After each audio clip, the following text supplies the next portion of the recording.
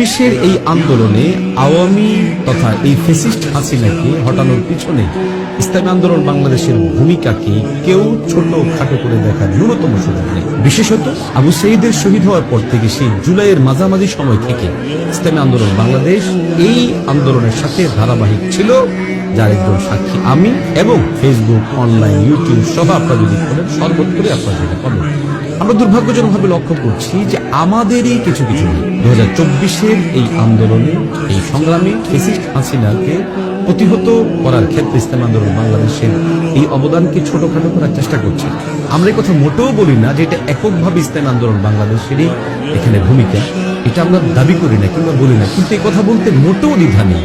রাজনৈতিক পরিচয়ে পরিষ্কারভাবে দলের শীর্ষ ব্যক্তিত্বরা এই ইস্যুতের মাঠে ছিলেন যে দল, সেটা ইসলামী আন্দোলন বাংলাদেশ।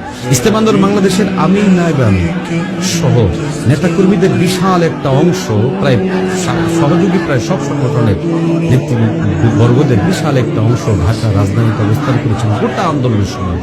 আপনি যদি আগস্টের সে উত্তাল সময়গুলোতে দেখেন, ওই সময়ের মধ্যেও রাজধানীতে বিশাল বিশাল মিছিলগুলো একবারে শেষ মুহূর্তটায়, আপনি যদি 2রা আগস্ট, 3রা আগস্ট, 4থা আগস্ট এবং 5ই আগস্ট ধারাবাহিকভাবে ইসলামী আন্দোলন বাংলাদেশ নেতৃবর্গরা, এবং 3রা আগস্ট আমি স্বয়ং সেখানে ছিলাম, 4th আগস্ট শাহবাগ পর্যন্ত পৌঁছেছে, 5ম আগস্ট, 5ই আগস্ট ওলামায়ে কেরামদেরকে নিয়ে বিশাল বড় নিয়ে সেখানে তারা গিয়েছে। অতএব চলমান এই আন্দোলনে ইসলামী আন্দোলন বাংলাদেশের ভূমিকা, ফজলুল করিম সাহেবের ভূমিকাকে অস্বীকার করার কোনো সুযোগ নেই। এখন দৃশ্যমান এই সমস্ত কার্যক্রমের পরে আপনি আমি যদি হাওয়াই কোনো কথাকে অথবা ধারণাপ্রসূত কোনো কথাকে অথবা মাদানী সাহেবের কোনো একটা বক্তব্যকে কেন্দ্র করে এই দীর্ঘ একটা মানুষের অবদানকে প্রশ্নের জায়গায় ছুড়ে ফেলি, তাহলে আপনি আমি আমাদের বিবেকের কাছে প্রশ্নবিদ্ধ হব।